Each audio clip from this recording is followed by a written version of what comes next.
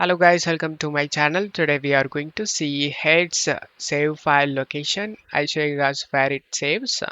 You just need to open a file explorer and go to C drive and go to users folder and double click on your username. If you don't have your username, then select the start icon. Here you can able to see your username and then just double click on it and double click on the documents folder and double click on the saved games Hades, and this is where all your game progress will be saved. You can copy these profile one and take backup of these files, guys. If you have created profile 2 3 etc on game, then back up those files as well.